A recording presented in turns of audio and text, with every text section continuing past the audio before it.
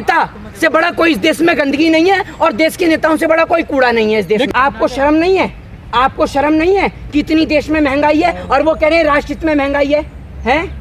मोदी जी कहते हैं भाई, सुन लीजिए मेरी बात। मोदी जी के भक्त क्या? अरे मोदी जी कहते हैं मोदी जी के भक्तों का पेट भी तलवे चाटने से भरता है। हाँ। आप एक बात मुझे बताइए, अगर राष्ट्र हित में ही इतनी महंगाई है तो राष्ट्र हित में कोई नेता कोई सांसद अपनी पेंशन छोड़ के दिखा दे, मैं मान जाऊंगा।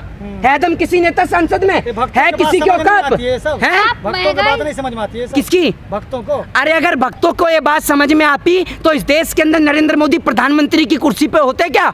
इस देश में उत्तर प्रदेश में योगी आदित्यनाथ दोबारा मुख्यमंत्री बनते क्या? देश के जवानों को चौकीदार बनाया जाता क्या? है महंगाई की बात केवल आप कर रहे हैं, जनता कहाँ कर रही है? जनता तो कह रही महंगाई है ही नहीं। अरे जनता को जब आप हिंदू मुसलमान में उलझाए रखेंगे, आप अपनी इस बहस को जरा शुरुआत से सुनिएगा। आपका शुरुआती दौर का क्वेश्चन ही हिंदू और मुसलमान से शुरू होता है। जब इस देश की मीडिया 24 घंटे हिंदू और मुसलमान चलाएगी तो इस देश का हिंदू भी सोचता है क्या मुझे हकीकत में खतरा है? एक आदमी जो मानसिक रूप से पूरी तरीके से ठीक है, शारीरिक रूप से पूरी तरीके से ठीक है, अगर आप उस आदमी को डेली कहेंगे तू पागल है, तू पागल है, तू पागल है, तो वो आदमी एक दिन ये सोचने को मजबूर हो जाएगा कि क्या मैं पागल हूँ। तो जब आप 24 घंटे टेलीविजन पे कार्यक्रम चलाएंगे कि भैया हिंदू खतरे में है, हिंदू खतरे में है, हिंदू खतरे में है, एक दिन तो हिंदू भी सोचने को मजबूर हो जाएगा कि हिंदू खतरे में है। फिलहाल कोई खतरे में नहीं है। भगवा हिंदूधारी नेता, समझ रहे हैं, हिंदूवादी नेता योगी आदित्यनाथ उर्फ अजय सिंह बिष्ट लुलु मॉल में यूसुफ भाई की गाड़ी में घूम रहे हैं ताता थैया करते हुए। अच्छा। देख नहीं रहे हैं? तब आपका हिंदूवादी नहीं नेता जागा। जब सुन लीजिए, इस देश में हिंदू और मुसलमान अमीर और गरीब के लिए है। हिंदू और मुसलमान सिर्फ गरीब के लिए, अमीर के लिए कोई हिंदू की दीवार नहीं है, कोई मुसलमान कोई मजहब की दीवार नहीं है।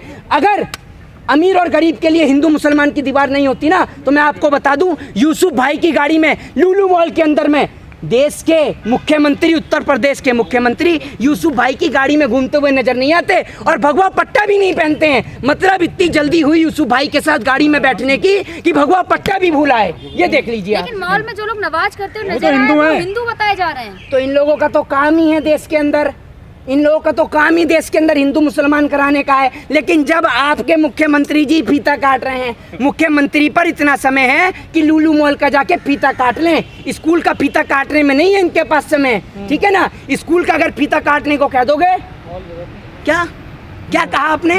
इस देश का हिंदू एक साथ खड़ा, फिर हिंदू पे आ जाते हैं। जैसी हिंदू को पढ़ाने की बात कर दो ना, सारे के सारे नेता ऐसे चुप हो जाते हैं जैसे गले में फेविकोल मरीन जोड़ का मजबूत जोड़ अटक गया हूँ। ऐसे चुप हो जाते हैं क्योंकि पढ़ाने से तो इनका दूर दूर तक कोई वास्ता ही नहीं है। तो दंगे फसाद में भरोसा रखते हैं लोग। आप ये बताइए, ये कौन सा जिहाद हुआ कि लुलु मॉल में यूसुफ भाई की गाड़ी में योगी जी घूम रहे हैं? ये कौन सा जिहाद है? ये तो बता दीजिए। आप बताएंगे ना? हैं? ये अंधभक्त बताएंगे, वही जिहाद ढूंढ ढूंढ के लाते हैं। उन्हों को ज्यादा नॉलेज है जिहाद की, उन्हों को ज्यादा नॉलेज है जिहाद की। उन्हों को ये नहीं पता होगा रामायण के कितने श्लोक है, गीता के कितने श्लोक है, देश के कॉन्स्टिट्यूशन में उनको कौन कौन से लीगल राइट मिले हुए हैं, राइट टू एजुकेशन का राइट क्या है, राइट टू फ्रीडम का राइट क्या है, ये नहीं पता होगा। लेकिन जिहाद सारे पता है उन्हें।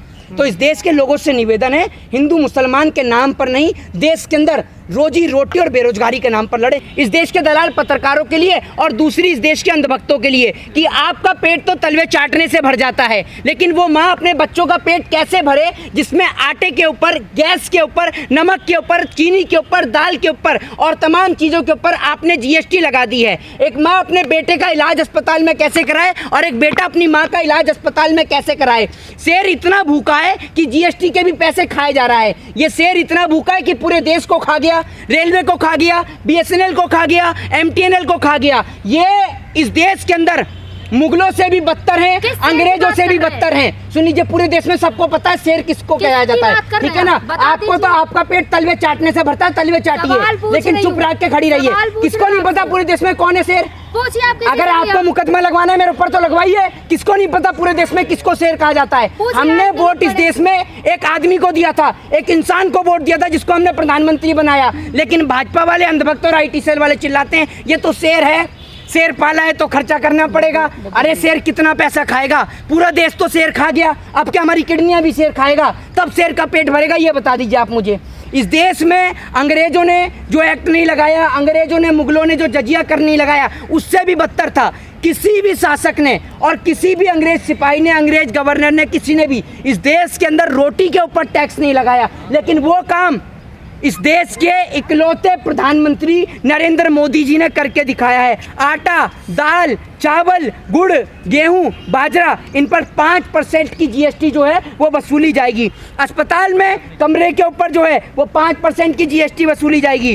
होटल में कमरे पर 1000 रुपये वाले कमरे पर 12% की जीएसटी वसूली जाएगी। ब्लड पेपर, कैंची, पेंसिल, शॉर्पनर, चम्मच, इन पर 18% जीएसटी। अब आप समझ लीजिए इसमें पेंसिल भी है, क्योंकि अगर पढ़ेगा इंडिया तो भाजपा के अनपढ़, जाहिल, गवार और जो नेता इस देश के अंदर देश के जवानों को चौकीदार बना रहे हैं, उन नेताओं से सवाल पूछेगा इंडिया। लेकिन भारतीय जनता पार्टी के तमाम अनपढ़, जाहिल और गवार नेताओं के पास इस सवाल का ना तो कोई जवाब है और ना वो कभी जवाब दे पाएंगे। वित्त मंत्री बड़े ही बेशर्मी के साथ आकर कहती हैं कि देश के अंदर कोई महंगाई नहीं है। ये जो जीएसटी लग रही है, ये गरीब आदमी से पूछिए कि वो 2 वक्त की रोटी कैसे खाता है। आपका क्या है? आप तो ऑडी, मर्सिडीज, रेंज रोवर और फरारी में चढ़ती हैं। आपके नेता बड़ी बड़ी गाड़ियों में चढ़ते हैं। आपको क्या फर्क पड़ता है? आपको कोई फर्क नहीं है। बताना चाहूंगा, इनको हिंदू धर्म से कोई प्रेम ही नहीं है। अगर ये हिंदू हितैषी होते तो बोलते ना, वरना आप जाकर देख लीजिए बाथरूम के बाहर, वहां पर इन्होंने भगवान जी के पोस्टर के साथ में लगा रखा है। अब आप ये मुझे बताइए, जब शौचालय के बाहर, बाथरूम के बाहर भगवान जी के पोस्टर लगते हैं और ये लोग राम जी का फोटो पोस्टर पे लगाते हैं और उसके बाद राम जी का जो चेहरा है वो लोगों के पैर में आता है। ठीक है, आप सीधे तौर पर देखिए, इस देश के अंदर जब भगवान को अपमानित किया जाता है, देश के संविधान निर्माता की फोटो पोस्टर पे लगती है, वो पैरों में आता है, तब उनको अपमानित किया जाता है जिन्होंने इस देश के लोगों को बोलने का राइट दिया, तब ये लोग चुप रहते हैं। लेकिन अगर मोदी जी की, योगी जी की फोटो अगर कूड़े के कचरे के, अरे अगर आप उस सफाई कर्मचारी को तब निलंबित करिए जब वो खुद फाड़ के लेके आए हों। जब कूड़े में पड़ी है, उसने कूड़ा उठा लिया तो क्या गलती करी? लेकिन और इस देश के नेता से बड़ा कोई इस देश में गंदगी नहीं है और देश के नेताओं से बड़ा कोई कूड़ा नहीं है इस देश में। एक कहावत बड़ी फेमस है कि मुसीबत के समय में तो गधे को भी बाप बनाना पड़ता है, और वही कहावत जो लागू होती है वो लागू होती है भारतीय जनता पार्टी के नेताओं पे। जब इनकी कुर्सी खतरे में आती है तो हिंदू खतरे में, पूरे देश का हिंदू खतरे में आ जाता है। जब बीजेपी की कुर्सी खतरे में आती है, जब तक इस देश में बीजेपी जिंदा है तब तक हिंदुओं की हत्या होती रहेगी, क्योंकि जब जब हिंदुओं की हत्या होती है तब तब बीजेपी को वोट मिलता है। क्योंकि अगर हिंदुओं की हत्या नहीं होगी तो भाजपा सत्ता में नहीं आएगी। भाजपा का सत्ता में आने का रास्ता हिंदुओं की हत्याओं से होकर जाता है। आप कह रहे हैं हिंदुओं की हत्या, लेकिन हिंदू राष्ट्र तो बना रहे हैं ना। हिंदुओं की हत्या करके कभी हिंदू राष्ट्र बनता होगा? मैंने एक कहावत जो कही थी ना, वो इन जैसे पत्रकारों पे लागू होती है कि आपका पेट तो तलवे चाटने से भर जाएगा, लेकिन वो माँ अपने बच्चों का पेट कैसे भरेगी जिस पे आपने जीएसटी लगा दी, गैस पे आपने जीएसटी लगा दी, बाजरे पे आपने जीएसटी लगा दी और तमाम चीजों पर आपने जीएसटी लगा दी। राष्ट्र हित के लिए है ये सब चीजें। हाँ जी, राष्ट्र हित के लिए। अरे अगर राष्ट्र हित के लिए है तो आप तो ज्यादा कमाते हैं, आप भी तो खूब दलाली कर रहे हैं, सरकार की दलाली कर रहे हैं। तो राष्ट्र हित में उस माँ के घर पे जाकर राशन भरवा दीजिए जो माँ सड़क पे बैठती है, जो माँ, जो सुन लीजिए, जो माँ सुबह जाकर अस्पताल की सफाई करती है या किसी के घर के बर्तन मांजती है, तब जाके अपने बेटे को, अपने बच्चे को 2 वक्त की रोटी खिलाती है। आपने तो बोल दिया राष्ट्रहित। मोदी जी को, अरे सुन लीजिए, आप बताएंगे राष्ट्रहित किसे कहते हैं? हैं? कांधार हाईजैक किसने कराया? पुलवामा अटैक किसकी सरकार में हुआ? अक्षरधाम मंदिर पे हमला किसकी सरकार में हुआ? जिन्ना की मजार पर फूल कौन चढ़ा कर आया? बता दीजिए, आप बताएंगे राष्ट्रहित किसे कहा जाता है? भाजपा के जितने भी दलाल हैं ना, सबको नाम से और चेहरे से पहचान लेता हूं मैं, ठीक है ना? तो आप हमें मत सिखाइए कि राष्ट्रहित किसे कहते हैं और राष्ट्रभक्ति और देशभक्ति किसे कहते हैं।